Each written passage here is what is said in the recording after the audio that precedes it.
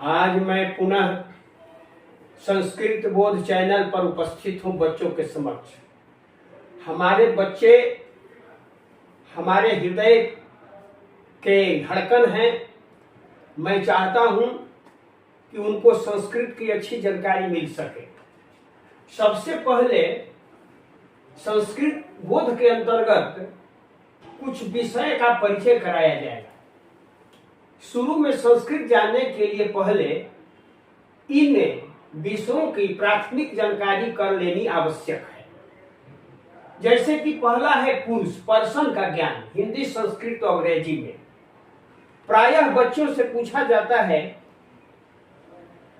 Inter स्तरीय विद्यालयों में भी बच्चों से पूछा जाता है कि पुरुष है, संस्कृत में प्रथम पुरुष को अंग्रेजी में क्या कहते हैं, तो वे फर्स्ट पर्सन बता देते हैं।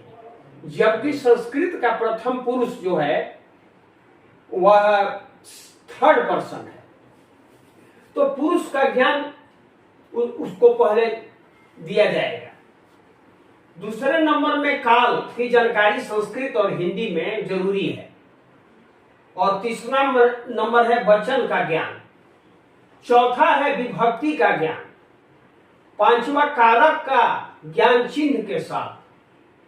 शब्दरूप का ज्ञान। शुरू में शब्दरूप का ज्ञान बहुत आवश्यक है, क्योंकि अनुवाद बनाने के लिए शब्दरूप का ज्ञान बहुत आवश्यक होता है, जिसमें बालक है, लता है, अस्मद है, युष्मद है, तत्शब्द तीनों लिंग में। तो शब्दरूप तो बहुत हैं, लेकिन शुरू में इन शब्द रूपों की जानकारी कर लेनी होगी। धातु रूप का ज्ञान। किसी एक धातु का रूप पांचों लकार में पहले जान लेना होगा। जब एक धातु का रूप वे जान लेते हैं तो पुनः अन्य धातुओं के रूप की जानकारी करने में उन्हें बहुत आसानी होती है, बहुत जल्दी वे समझ जाते हैं। और धातु रूप की जानकारी के बाद एक धातु है अस धातु, उसका रूप लट और लंग लकार में जान लेना आवश्यक है, क्योंकि अस धातु का रूप वर्तमान काल में के प्रयोग में और भूतकाल के प्रयोग में बराबर आता है। संस्कृत में अवयवों की बहुत प्रधानता है। अवयवों की भी जानकारी उन्हें करनी होगी। बनावट के साथ स्वरों का ज्ञान जरूरी है। यदि बनावट के साथ स्वरों का ज्ञान उन्हें हो जाता है तो संधि प्रकरण को जानने में किसी तरह की कोई कठिनाई नहीं होती है। और वाच्य का ज्ञान संस्कृत में और हिंदी में जानना जरूरी है। वाच्य के आधार पर वे समझ सकेंगे कि यह किस वाच्य में वाक्य है। यह संस्कृत का कर्तृवाच्य में वाक्य है या कर्म वाच्य में वाक्य है या भाव वाच्य में वाक्य है। तो इन सबकी जानकारी जब उनको हो जाएगी तो वे बहुत अच्छी तरह से किसी चीज को समझ पाएंगे। और मैं आपको यहाँ जो है पुरुष के बारे में कुछ मैं जानकारी देना चाहता हूँ कि बच्चे पुरुष क्यों नहीं समझ पाते हैं। यदि पुरुष में समझ जाएंगे तो उनका बहुत बड़ा समाधान निकल कर सामने आता है। पुरुष जो है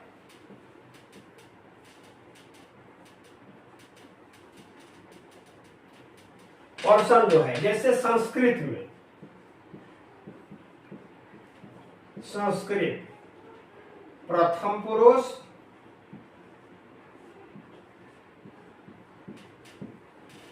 मध्यम पुरुष,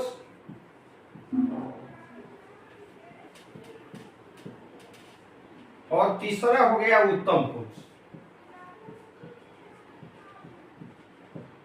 तो इसको बच्चे जो है अंग्रेजी में फर्स्ट पर्सन समझ जाते हैं, जबकि यह फर्स्ट पर्सन नहीं है, यह थर्ड पर्सन है। जैसे मान लीजिए कि संस्कृत में है, अंग्रेजी में मान लो, अंग्रेजी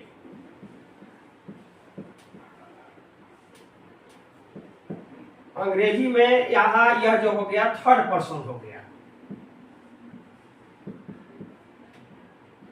यह जो हो गया सेकेंड पर्सन, यह हो गया फर्स्ट पर्सन।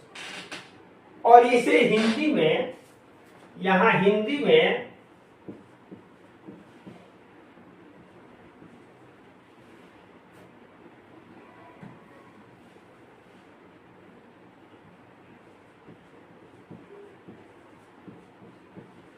अन्य पुरुष,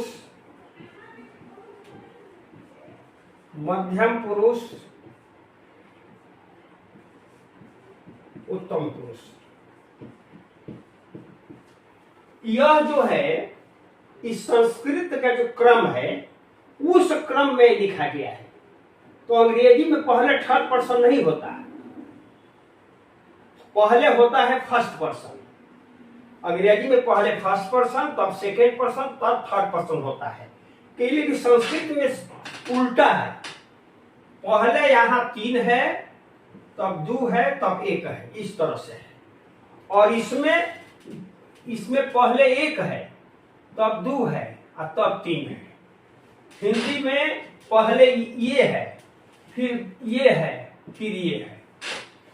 तो कहने का मतलब है प्रथम पुरुष है उसको थर्ड पर्सन कहा जाता है, और हिंदी में उसको अन्य पुरुष कहा जाता है।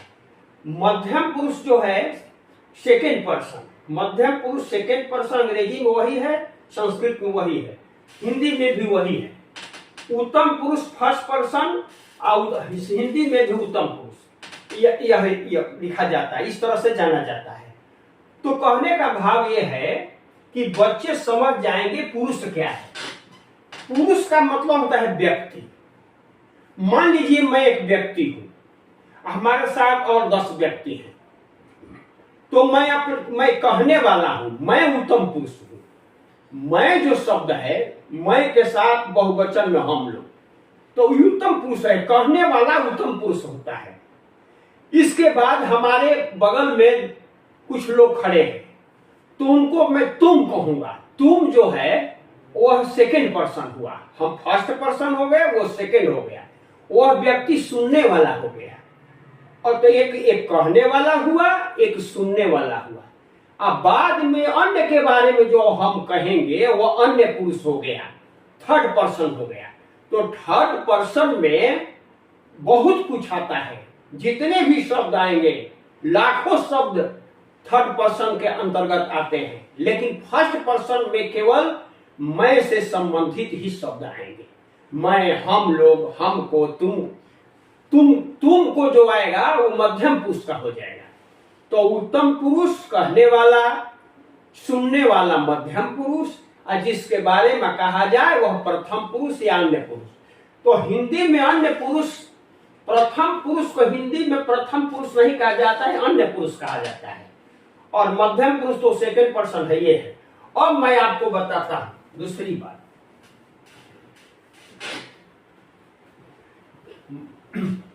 मान लीजिए संस्कृत की बात बताता हूं। संस्कृत में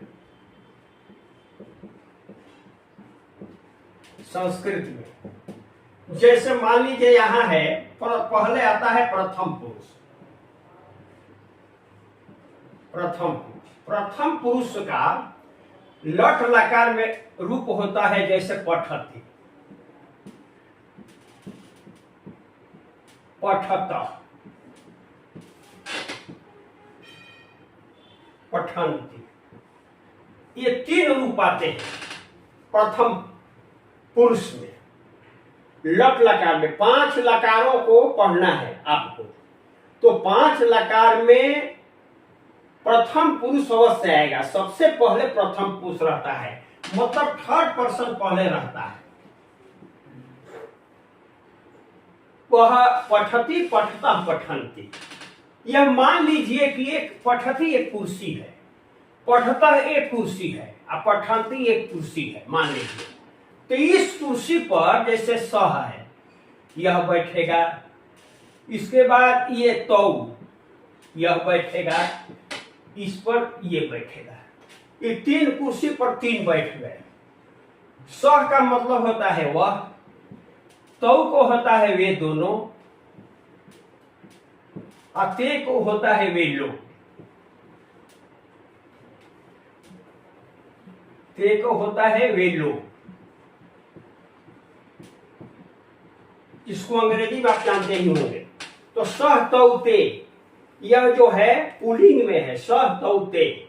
इसके बाद स्त्रीलिंग में सा आता है, सा ते ता, स्त्रीलिंग में आता है। ये पुल्लिंग हो गया, ये स्त्रीलिंग हो गया।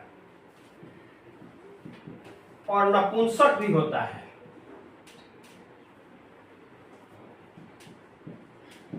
नपुंसक में तत्, ते, तानी। इसके बाद इन शब्दों के बाद जितने भी शब्द आएंगे मैं और तुम को छोड़कर, वे सभी इसी पुरुष के अंतर्गत आ जाते हैं। सह तौते, साते, ता, तत्ते, तानी, यह तीनों लिंग हो गया। सह माने वह, तो वह जो है वह पठती कुर्सी पर बैठेगा। तो जो है सो पठता कुर्सी पर बैठेगा। ते जो है पठंती कुर्सी पर बैठेगा। दूसरी किसी कुर्सी पर नहीं बैठ सकता है। स्त्रीलिंग में यह सब बैठेंगे उसी कुर्सी पर। तो गलती होने की संभावना नहीं रहती है। अब देखिए आपको बताते हैं सेकेंड पर्सन, मध्यम पुरुष। मध्यम पुरुष, मध्यम पुरुष में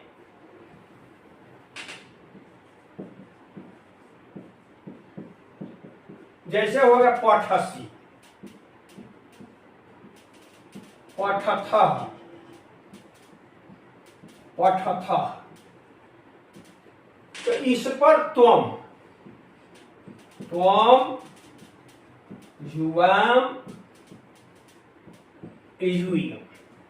इस पठसी नाम पर, पठसी नामक कुर्सी पर केवल त्वम बैठेगा। पठथा कुर्सी पर केवल युवाम बैठेगा और पठता कुर्सी पर केवल युयम बैठेगा। त्वम का मतलब होता है तुम, या मध्यम पुरुष है। तुम दोनों, तुम लोग।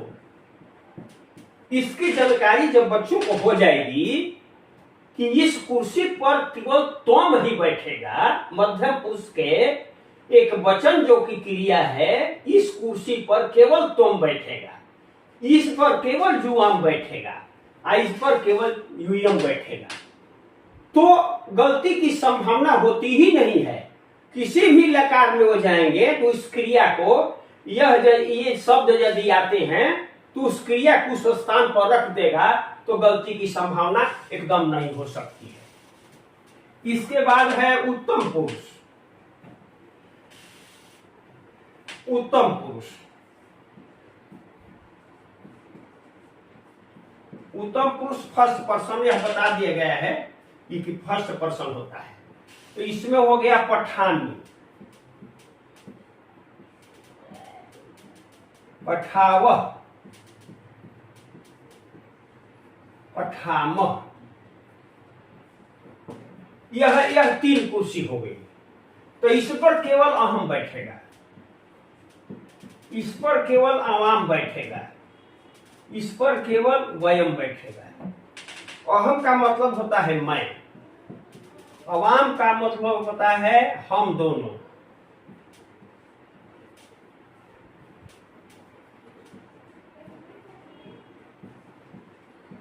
हम दोनों। वयम का मतलब होता है हम लोग। तो ये पठानी जो नाम की कुर्सी है, लट लकार की बात मैं बताया, लट के बारे में।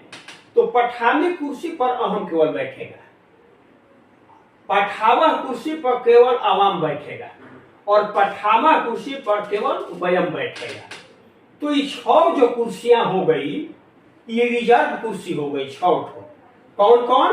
तो पठसी, पठथ, पठथ, पठामी, पठावह, पठामह। मतलब कि एक धातु रूप में, लट लकार में धातु के 9 रूप आते हैं। उन 9 रूपों में 6 कुर्सी 6 व्यक्तियों के लिए रिजर्व हो गई। अब रिजर्व हो गई तो पठामी नामक कुर्सी पर अहम बैठेगा केवल, दूसरा नहीं बैठ सकता है। अब इस पर सह यहां नहीं हम लिख सकते हैं, यहां सह नहीं हम लिख सकते हैं। पठावा है, पठावा जो कुर्सी है उस पर अवाम ही बैठ सकता है, और पठामा नामक कुर्सी पर वयम बैठ सकता है। ये सारी चीजें जब बच्चों के दिमाग में बैठ जाएगी तो अनुवाद बनाने में उन्हें किसी तरह की कठिनाई नहीं होगी। किसी भी लकार में अनुवाद बना सकते हैं वे, क्योंकि ज्यादातर क्रिया में गलतियां होती है। क्रिया को बैठाने में बहुत सी गलतियां होती हैं। मैंने बच्चों के बीच रहकर जाना हूं। मैंने 40 वर्षों तक मैंने बच्चों के बीच में रहा हूं। अब तो वैसा अवसर नहीं है, फिर भी मैं चाहता हूं कि कुछ मैं उनको समझा सकूं कि वे संस्कृत के बारे में प्राथमिक जानकारी हासिल कर लें। तो यदि पुरुष का ज्ञान हो जाता है तो इसमें वह सक्षम हो जाएंगे और किसी भी क्रिया को उसके सामने बैठाने में कोई आसान कठिनाई नहीं होगी। जैसे पठानी कुर्सी पर अहम बढ़ गया, ये लट लकार की बात हुई।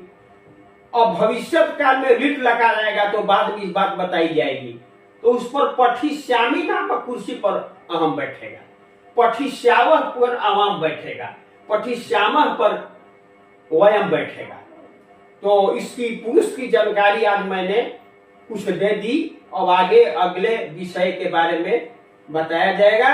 हमारे बच्चे सभी दिल की धड़कने हैं, मुस्कुराते रहें, राह में आए रोड़े हटाते रहें, अभी दिए में तेल और बाती है, दुनिया में तहलका मचाते रहें, दुनिया में तहलका मचाते रहें। यदि वीडियो आपको यह पसंद आया हो तो आप लाइक करें, कमेंट करें, शेयर करें और बेल आइकन को प्रेस कर सब्सक्राइब करें।